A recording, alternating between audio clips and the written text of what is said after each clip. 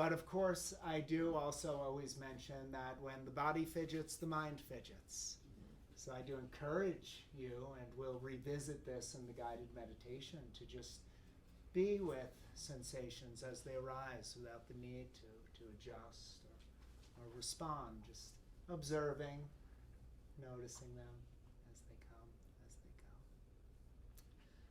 We may have, it looks like, another more, but we could start a little bit. I'm Keshava, and I'm so grateful to be here with all of you.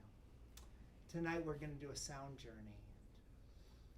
Sound works so wonderfully in a number of ways. On one level, you don't have to do anything. The body is so impressionable that just coming into a place where you could find some stillness, find some rest, and connect with these sounds, healing's happening. Our body is coming into harmony with the vibrations of these instruments.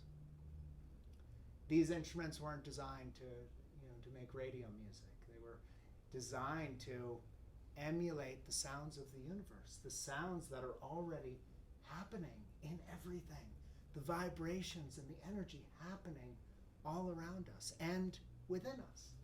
Within us. We get so reactive. Our emotions, our discursive thought, that those vibrations happening in the body,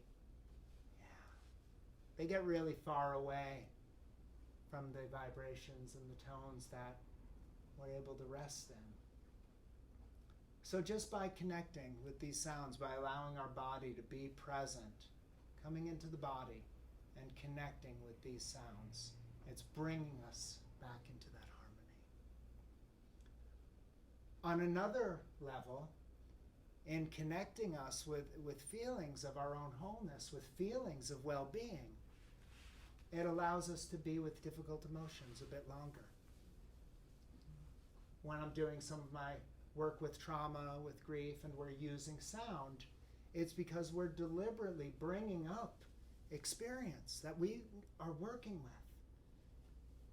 And this allows us to rest in a place where we're not so reactive, where our heart's not so apt to close the minute difficult experience arises, that we can connect enough with feelings of well-being to hang out with that which we're working through.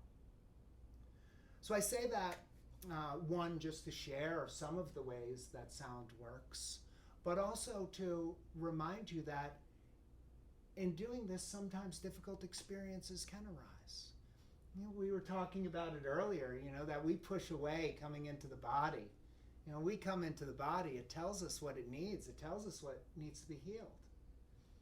Often when that happens, we run out the door. We get up and, well, now I need to run to the store and I need to make a to-do list and I need to do anything that takes me away from the feelings in my body. So should you come into this place of stillness and some difficult experiences do arise, that's okay. It's just your body letting you know what needs your attention. There's nothing to push away, nothing to run from. We're in a safe community and a stillness that if difficult experience comes up, just notice it, just observe it. There's nothing to fix in this moment, nothing to do, no effort. And it'll pass. Return awareness to the body, return awareness to the sound, sensation, as an observer. As an observer. One of my favorite Lojong slogans is one of the practices that I work with. It's called Lojong. It's 59 slogans targeted towards transforming difficult experience into fuel for awakening. They're guidelines of how to promote qualities of bodhicitta. That's a willingness for all beings to be free from suffering and carry that in our heart. And so much of that has to do with making or allowing our difficult experiences to become workable. What's it trying to teach me? How can I grow from this? And one of my favorites is drive all blames into one.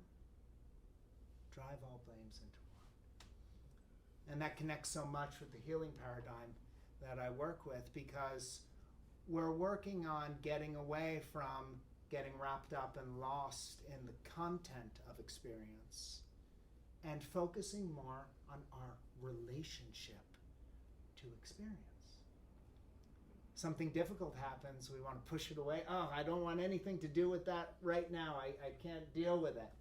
Or we get lost up in here. What can I do? What should I do? What does my life look like next week, next year? How can it be like it was 5 years ago? We could just open our heart to it. We could open our heart to it. But a lot of those qualities of difficult experience has to do with us placing blame externally. Nothing that happens out there in and of itself is good or bad. Only the way we respond to it. How we respond to it. And there's any number of examples that I could give on that. But I'm just going to read, before we begin with laying down, I'd like to read a short paragraph from one of my favorite Lojong books that talks about this slogan and the concept of victimhood that we easily get lost in. The idea of victimhood is one of the most unhelpful stories. But unless we are open and inspired to see things another way, we can't practice this slogan. What compounds our problem here is that when we feel bad about ourselves, when we feel victimized, or even when we're just having a bad hair day, we tend to feel less interested in looking into the truth. It's like we were talking about earlier, when everything's dynamite, we get so less connected, because we got it. We're back in the ego. This is a sign of not really being ready to get over our suffering. If we're truly inspired to transform our mind to go from victim to bodhisattva, the only way is to be open to a new story. Here's a more truthful story that will start to lead us out of our suffering. All the suffering that we and others experience, that every being in the whole world experience, come from one source, clinging to this small self. Every suffering has come from self-importance gone out of control, leading to attachment, aggression, jealousy, arrogance, ignorance, which in turn have led to all the actions of body, speech, and mind that have harmed others. And the results of this harm we've inflicted on others have come back to us as the difficult situation we face in this life. There's something powerful, not just in the Buddhism practices, but in so many teachings, and in so many modalities that ask us to look at where we fit into it. So-and-so didn't do this to me. It's not an external circumstance to blame. It's experience. No matter how much work you do, what happens out there doesn't change. But our perspective can change.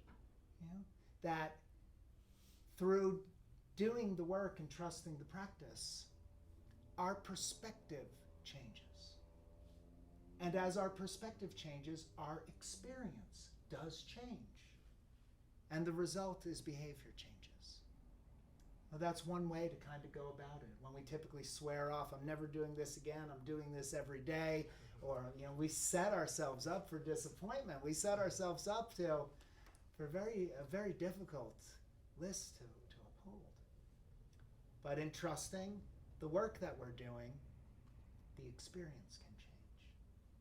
So we'll work with a little bit of that tonight in our meditation. Did you have anything you'd like to share before we begin? And then I'll invite everyone to lay down and find a